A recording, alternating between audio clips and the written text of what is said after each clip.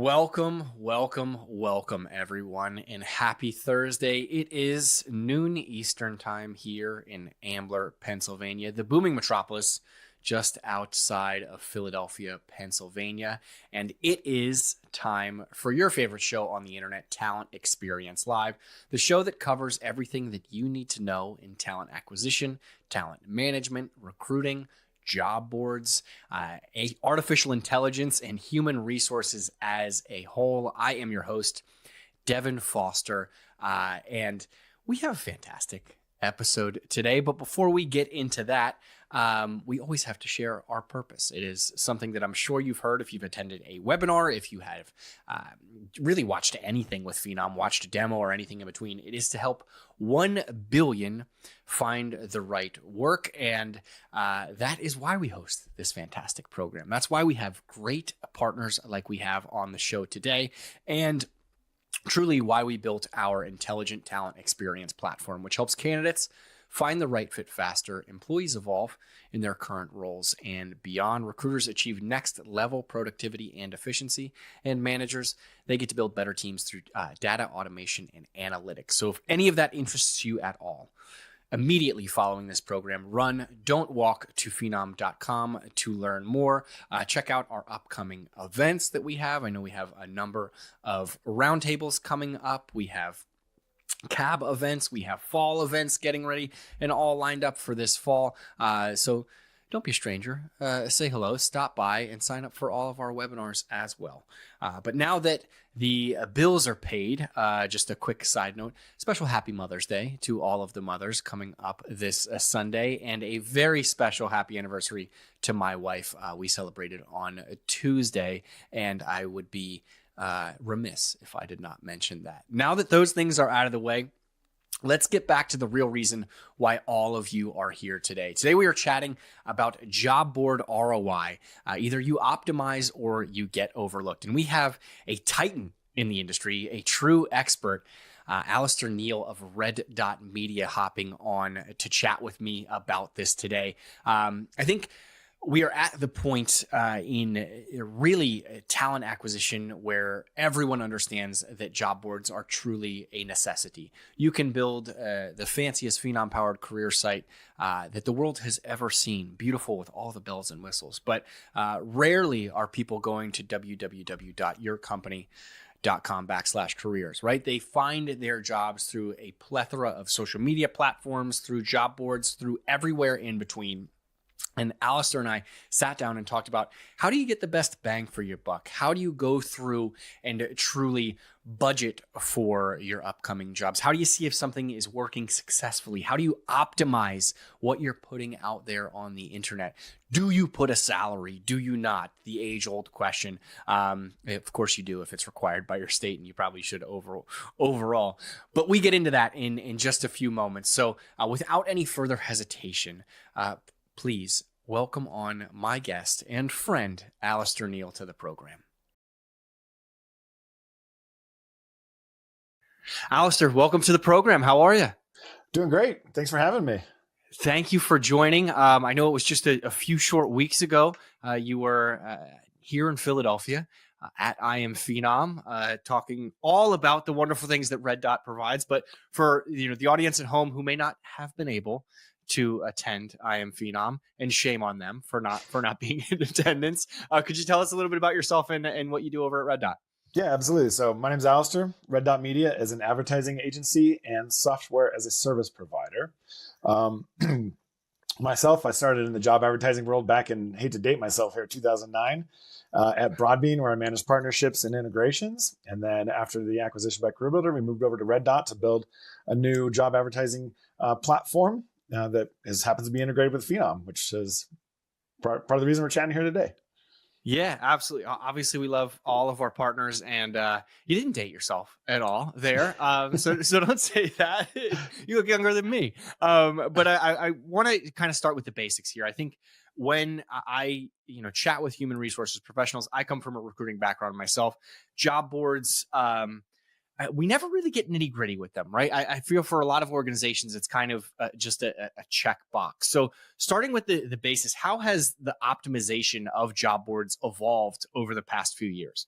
Yeah, absolutely. So if we go back all the way to 2008, 2009, you used to pay for real estate. You put up a posting for 30 days. And if we zoom all the way to today, most of the job boards are search engine focused, which means that when it comes to optimizing your advertisements, you're really optimizing them for a search engine. Um, so you have to think about it of the candidate is using, let's just use Indeed an example, they're kind of the biggest. They're coming in there and searching for their future, and you need to have your ads set up in such a manner that you're going to answer their questions. So a good example is going to be job titles, right? A lot of times a hiring manager has what their job title is for exactly what they think that they're hiring for. But that's not necessarily what the candidates out there are searching for. For example, the person who's hiring somebody might want to hire a wound care RN. And so they create a job for a wound care RN.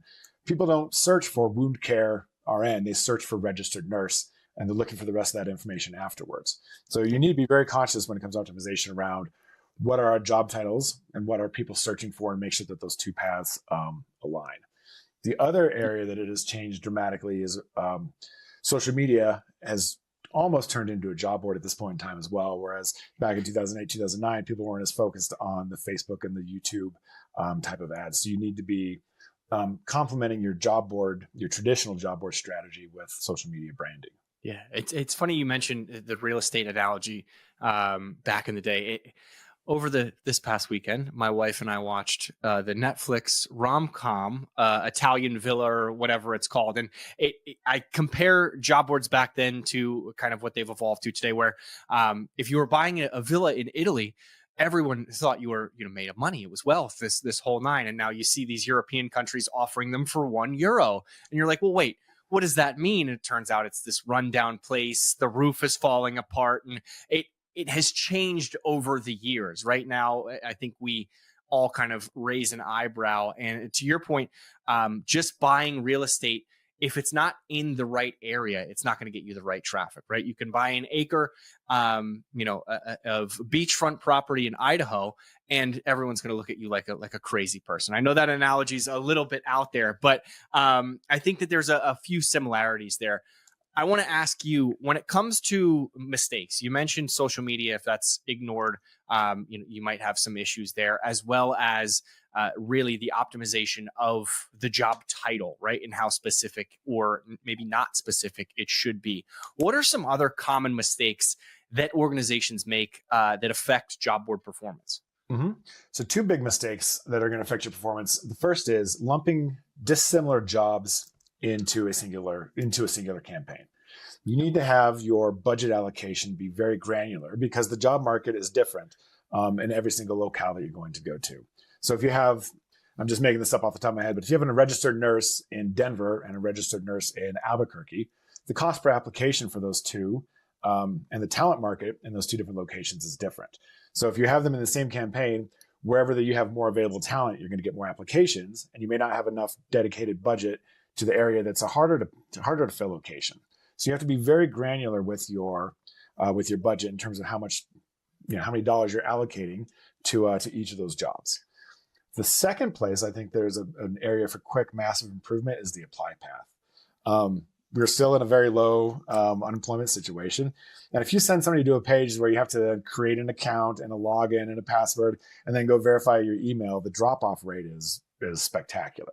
So you need to make your apply path as streamlined and easy for that candidate as possible, especially when it comes to a mobile, because that's where the majority of the traffic comes from. Yeah, candidates, just like consumers, are very savvy now, right?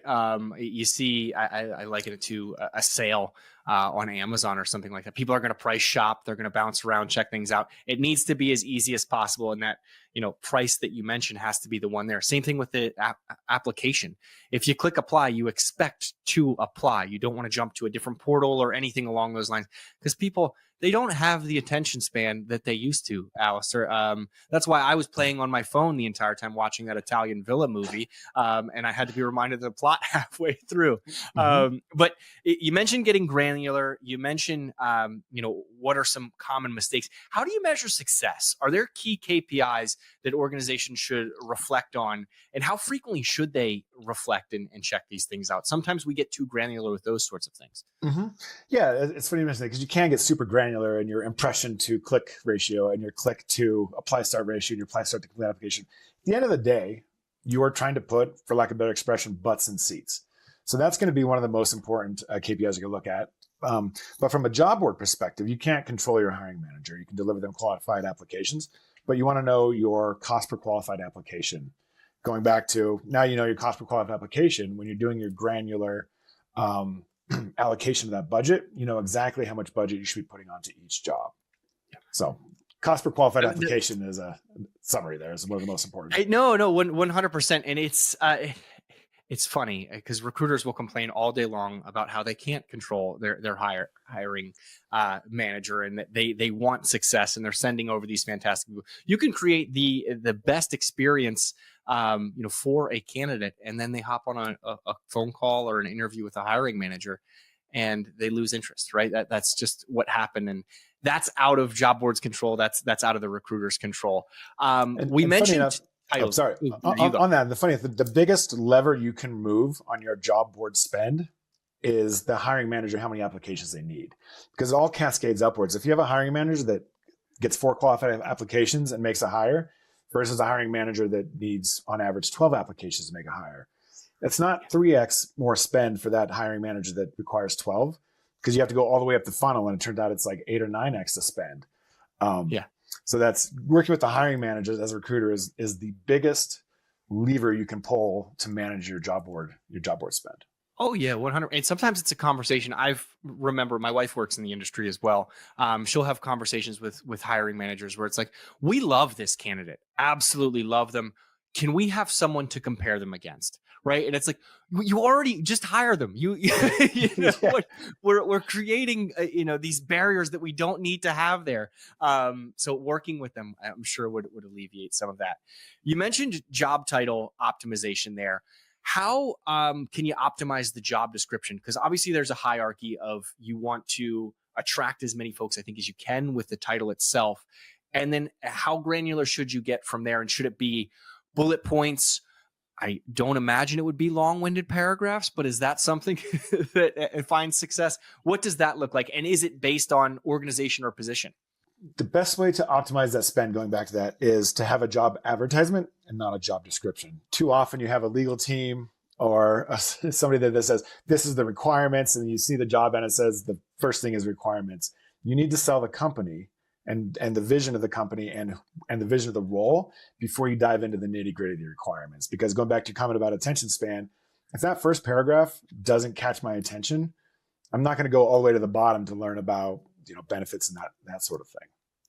Yeah, I've noticed companies have gotten savvy with, and I think we'll talk about it in a little bit, but compensation and things like that to try and grab those eyeballs as fast as they can, and they don't want to bury it in the bottom. And I'm sure there's pros and cons to that, but it looks like I cut you off from a point there. No, that compensation, that is the first thing most people look for. If you're in the staffing industry, the first thing you ask a candidate is, what are you making right now, and what do we need to get you at to have you move? And the job boards are getting more savvy around it as well, where now, for example, on Indeed, you can filter out jobs that don't have compensation. So there's nothing negative about putting the compensation right up at the top, because that's the first thing people want to know. That's why we're going to work, Alistair. That's we got bills to pay. Exactly. Yeah. So you mentioned cost per qualified lead and things like that. When recruiters or talent acquisition teams, look back and want to ensure that they are maximizing their return on investment when it comes to job boards, how frequently would that be? Is this something that teams should look at from an annual perspective? Is it quarterly? Is it on a per job basis, if that's a high need for the organization, just to ensure that if they are spending money in the wrong places, that they can stop that as soon as possible? Mm-hmm. Yeah, I think the big review should take place quarterly, with the caveat that a lot of things are seasonal based in every single industry, right? Not just seasonal type work. So you have to put an asterisk on those quarterly reviews. And then One thing that I think is very useful is to have rolling metrics where when you, and you can get this from data exports from your CRM or from your ATS, match it up with your advertising data in a near real time format, so that when you are going to make the decision of, hey, I'm going to stick with RN as an example. I need an RN in Dallas. I know historically from these three sources what my cost per qualified application is, so that I can go then and allocate my budget, based off of our company's own previous performance. So from the high level, yeah, do it once a quarter with the asterisk around seasonality. But for the people that are actually making the decisions of, I need X, Y, Z, have that data available to them so they can then make a smart decision about where to advertise that job. Yeah, and I think if you have that data available and you have to pivot, right? This is gonna be a segue to my next question, but all of a sudden, you have a high level, a high need position that you have to fill, whether it's a branch manager or something along those lines.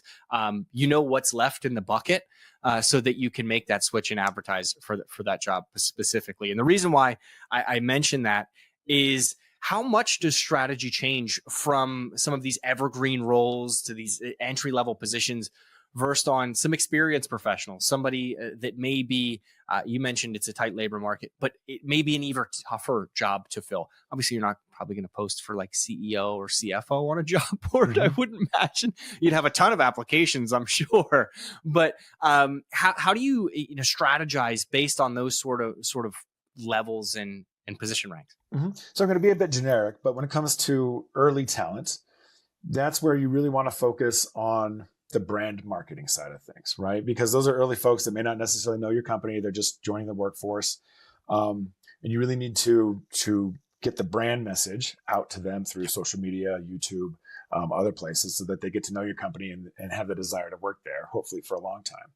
Once you've reached the experienced level, folks, chances are they already know your company because you're a competitor or they've been in the marketplace for a while. And that's when you can get very targeted with your messaging, right? So for example, if you're looking for experienced engineers, you can go to LinkedIn and set up a marketing campaign to target only exactly the criteria that you're looking for, with a compelling reason why they need to switch mid-career and come to your company. So to summarize that, early talent, you're going to be broadly brand focused. And as soon as the farther up the experience chain you go, you're going to get more tightly focused on who you're going after with those ads. I think that makes sense, because so many folks early on in their career, they don't know what direction they want to go. They may have an idea of what they dreamed of becoming, what they got an education background for, but jobs change, roles change. Alistair, I'll tell you a story. I went into my career coach's office in college. They asked me what I wanted to do, and I said I wanted to wear a suit every day to work. I don't ever wear a suit to work anymore. I was way off there. I'm wearing a Roma soccer jersey right now. So times change, things change. But I think, when it comes to what you mentioned, which is engaging with top of the funnel candidates based on your brand, based on what your company culture is like, rather than some of those hyper tailored specifics like an engineer, is going to be successful. What are some other low hanging fruit options for individuals who may be watching right now, that they can improve, their job board, their job ad success? Maybe not tomorrow, but in time for, next quarter, when those conversations start to happen about budgets and things like that. Yeah, two pieces of low-hanging fruit on the tree. The first is your apply path. If you are in a situation where you cannot change your apply path to take advantage of a quick apply or leads from Facebook and have them put into your CRM or your ATS, that is the fastest, quickest win that you can do.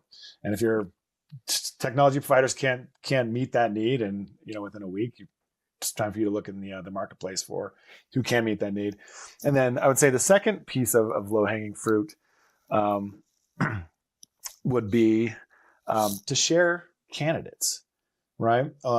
Share candidates. That's something that will help you reduce your spend, because you've paid for a quality candidate, especially earlier on in the career. That if you have your recruitment teams get together and say, hey, look, this person was awesome. The hiring manager didn't like them for XYZ, or they were the silver medalist, et cetera. Share those candidates internally amongst the team on your weekly stand-up, or some of the method where it goes, hey, this person was great. Let's find them a job here at the company. And that's also great from a candidate experience, to get the phone call of like, hey, sorry, we didn't like you for this one, or you didn't get the job, but by the way, we love you enough that we want you to come do this for us. Yeah. No, that makes sense. When I was a corporate recruiter, and I used to do events, I would have people come up to me. I worked in third party logistics, and folks would be like, "Hey, like I really want to work in accounting," and I'm like, "I don't have any accounting jobs right now," and I see the line for the Big Four is out the door. Why don't you hop across to this organization? I know that they're looking for somebody with accounting, different because it's externally, but it provides that candidate experience. And as I mentioned before, so many individuals aren't sure what they want to do early on in their career. So if you mention that on a team meeting, if you say, hey, this is a great person, they're not the right fit for this role, but they're the right fit for this organization. I think number one, you'll probably look smart in your meetings. And number two, you're going to help the organization as a whole. Yeah. Did you have another? Internal mobility is a big pillar of most employment brands, right? Like, Yeah. hey, you're not in this bucket for the rest of your life. You're going to be in this bucket, but there's plenty of other opportunities here for you at this company. That's a pillar, or it should be. Hey, we still want you to get the gold watch at the end of your career here, but you may have to jump into a few different departments, while you make your way up the ranks. Obviously, we talked at the top of the program, RedDot and Phenom being a partner. How do they truly complement each other when it comes to improving the talent experience? I think off the top of my head, rarely do people go to xyz.com/careers unless they are household names, right? So how do these two organizations and the partnership that we've formed really complement each other to help talent acquisition professionals the most? Mm-hmm. Yeah, so two main areas. The first is efficiency. So without our platform, people have to go to each individual site natively to manage their sponsorship.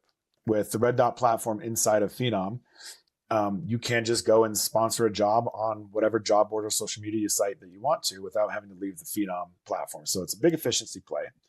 And then because we marry up data that we get from Phenom in terms of qualified applications with the spend data, we can then provide you the predictive analytics so you can be granular with your advertisements. So I'm regular Mr. Recruiter. I pop into the RedDot space and say, okay, for an RN in Dallas, I want 5 applications. Historically, that's cost us $147. I'm going to go inside of Phenom, put that job up on the job board for exactly as much as I need to put onto it. So it's a combination of efficiency for the recruiter and then marrying up the data between your ad spend and your CRM data to figure out what's actually working for you. Yeah, and that has to save countless hours, right? I would imagine where people used to have to try and do mental math all the time. Right now, it's served up for you. And for the big organizations, we had one Phenom client come on board, and they're nationwide company, and they had 87 different Indeed accounts. So from the corporate top level, they didn't know what was working. They didn't know how much spend they had. Like they really had no visibility into everything that was going on. And then the second piece that our software can help with is that optimization around job titles. So if you are stuck in a bucket where this is the job title for the legal or the hiring manager, we can replace those job titles with what we know are actually going to work well on the job boards and almost standardize them. We have, sorry to keep babbling at you, but we have one client, I'm not even making this up. They had 345 different RN job titles because when people go create their job, they just, this is a wound care RN must work evenings. But nobody searches for that on the job boards. So if you can normalize the job board, the job titles and whatnot, it's a way to circumvent having to change your ATS data, but still have the best data or the best job advertisements on the job boards. Yeah, absolutely. And, leave those conversations for the humans, right? At the end of the day, or artificial intelligence where it's, hey, it's an RM position. Let's have an AI agent have a conversation with you on what type of RN you're looking for and what hours you can work and if it's weekends and things like that, so that you can have that information within your CRM to market towards them when that role may be open. Rather than nobody's going to find that on a job board.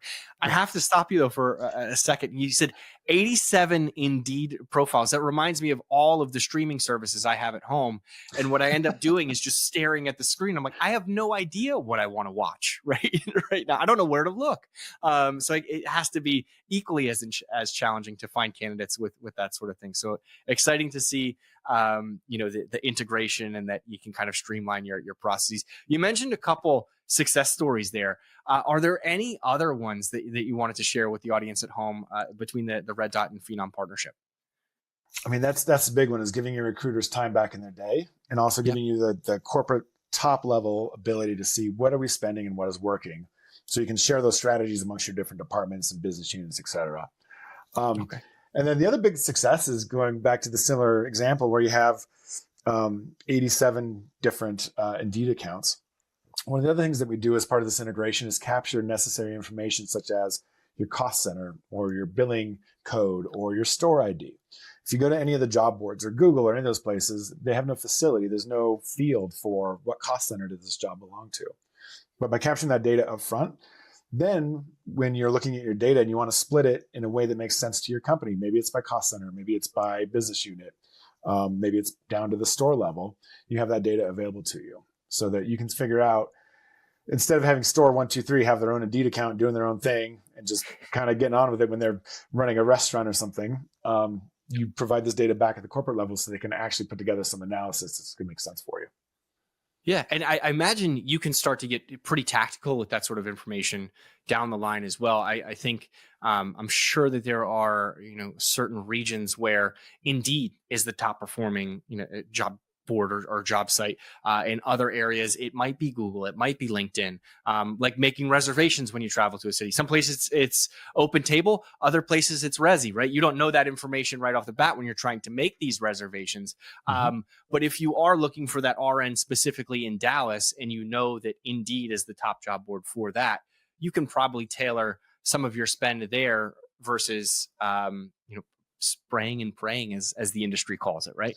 Mm-hmm. And the other thing that enables you to do is share lessons amongst places. So if I'm a regular recruiter, I may not have access to run a Facebook ad. I may not know how to run a Facebook ad. I mean, most people don't spend a lot of time in the Facebook or the Google search interface, right?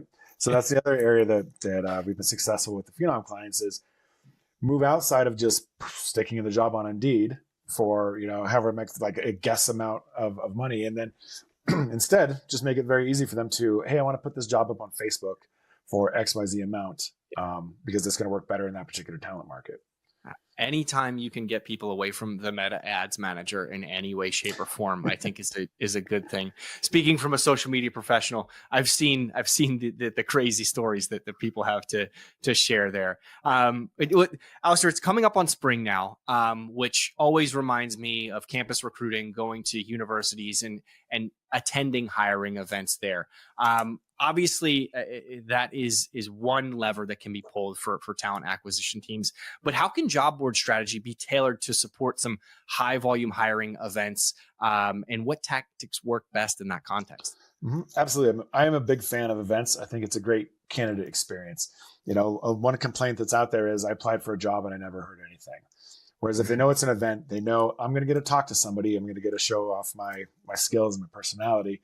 And so candidates really love events because it's a guarantee, almost guaranteed, but it's a set time and interview, and I'm going to get to talk to somebody. Yeah. My application is not ending up in a black hole. So when it comes to optimizing those events, we like to work backwards. How many recruiters do we have available to interview people? How many interview slots do we have? How many actual hires do we need from this event? And use that information to work backwards to how much advertising do I actually need to do for this event? So you can figure out, hey, this is based off the data I've been talking about. Like, we need to spend $185 to get 20 people to sign up to meet with the right number set of recruiters that we have available. And the other thing we like to do with events is, Phenom has a great event platform. Love it. It's great at reminding people and getting people to show up and et cetera. So that's one way to manage it. But as a recruiter, I'm going to create an event. How do I actually drive traffic to that event? Yeah. Am I going to go through jump through a bunch of hoops with my marketing team, or in the RedDot interface, I'm just going to go, it's an event. Here's my budget. Here's how many people I want to show up, and then have a set of YouTube, Google ads, Facebook ads, Craigslist, even to drive that traffic to that event. Or if you're managing it on Indeed, you can do the same thing and make sure you're not just relying on exactly one bucket. You can run a Facebook ad pointing people to the Indeed event. So did that answer your question? About a tangent. 100%.